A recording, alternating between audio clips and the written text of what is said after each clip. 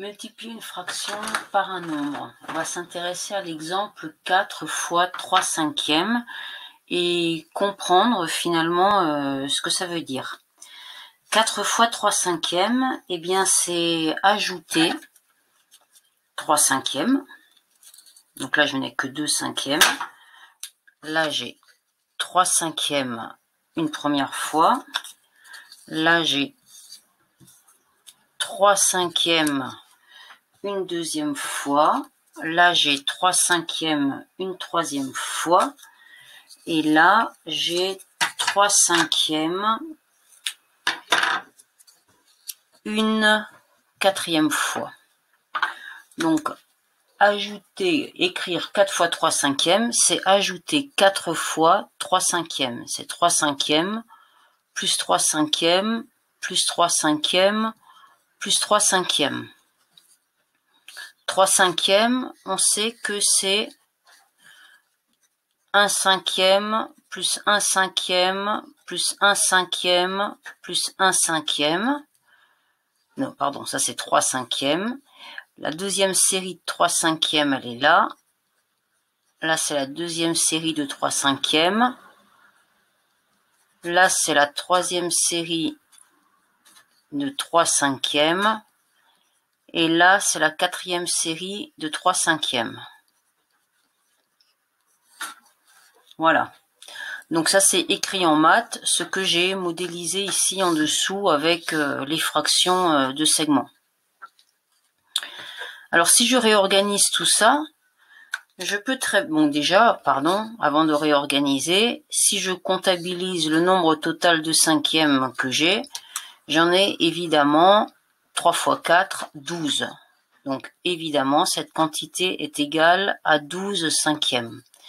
Donc faire 4 fois 3 cinquièmes, c'est la même chose que faire 4 fois 3 sur 5 ou 12 cinquièmes. Première remarque.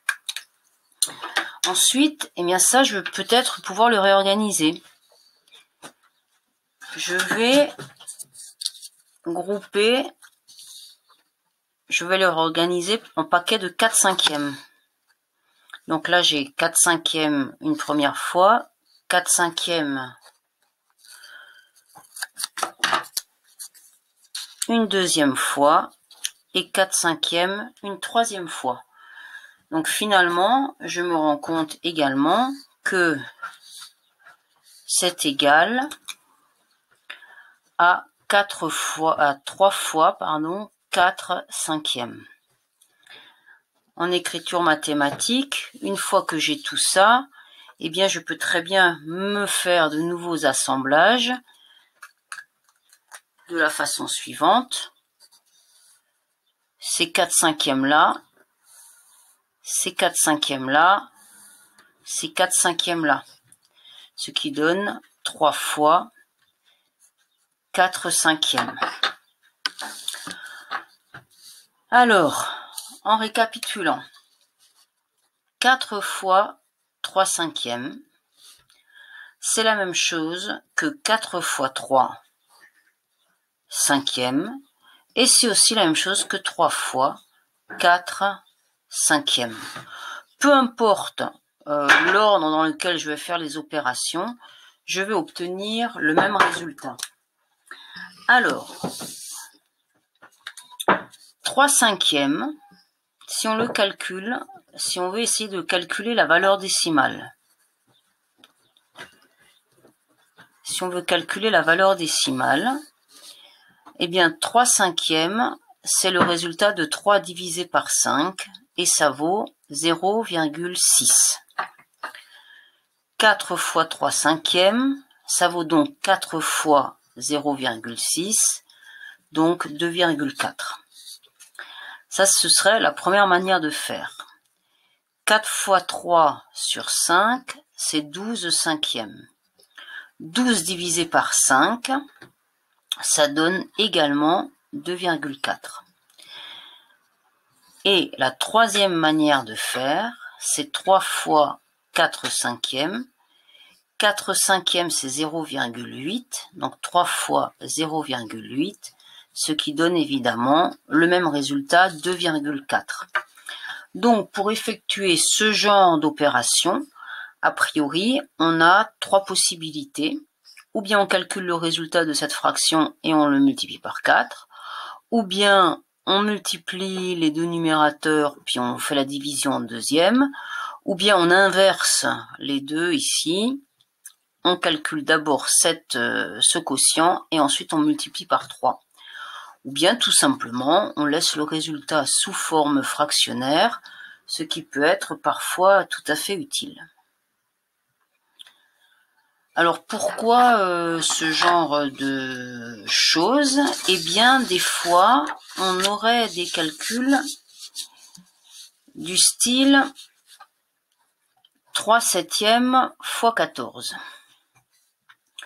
Alors 3/7, si jamais on veut savoir la valeur décimale, il faudrait poser la division. On va le faire ensemble. Dans 3, combien de fois 7? 0 fois. Il reste 3. J'ai partagé les unités. Donc si je veux continuer ma division, je vais passer ici au dixième. Si je passe au dixième, je le signifie ici par le placement de la virgule. Le 0 que je vais abaisser, c'est le 0 des dixièmes. Dans 30 dixièmes, combien de fois 7? 7 fois 4, 28. J'enlève 28 dixièmes et il reste 2 dixièmes. Le 0 que j'abaisse, c'est le 0 des centièmes. Dans 20 centièmes, combien de fois 7? 2 fois. Moins 14, et il reste 6 centièmes. Puis j'abaisse les millièmes. Dans 60 millièmes, combien de fois 7? 8 fois 7, 56. J'enlève 56 millièmes et il me reste 4 millièmes. Puis j'abaisse le 0 des 10 millièmes. Dans 40, combien de fois 7? 5 fois.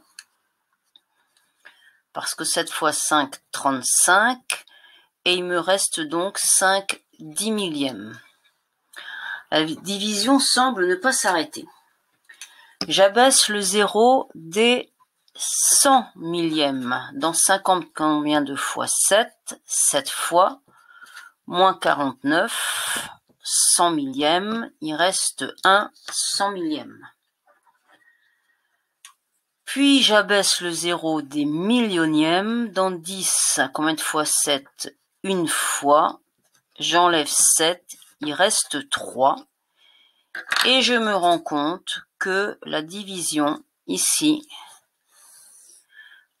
va recommencer identique à elle-même. Et donc on va avoir une répétition à l'infini de ces chiffres après la virgule. Ce qui veut dire que 3/7, je ne peux pas le remplacer par une valeur décimale.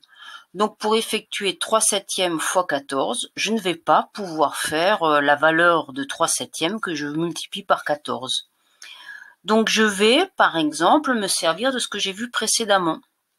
Au lieu de faire 3/7 fois 14, je vais dire que c'est exactement la même chose que 14/7 fois 3. Et 14/7, c'est tout facile parce que c'est 14 divisé par 7, 2. Donc 2 fois 3 égale 6. Et donc ce serait s'embarquer dans la division de 3/7 et ensuite multiplier tout ça par 14. C'est impossible parce que ceci n'est pas la valeur décimale exacte. Par contre, utiliser une des méthodes, à savoir dire que c'est égal à 14 sur 7 fois 3, simplifie considérablement les calculs. On aurait pu faire 14 fois 3 divisé par 7, mais ça demandait quand même plus de travail, parce qu'il fallait d'abord faire 14 fois 3, calculer, puis diviser ensuite ce résultat, ce produit, par 7. Donc 2 opérations à poser, alors que ici, le calcul se fait tout simplement mentalement.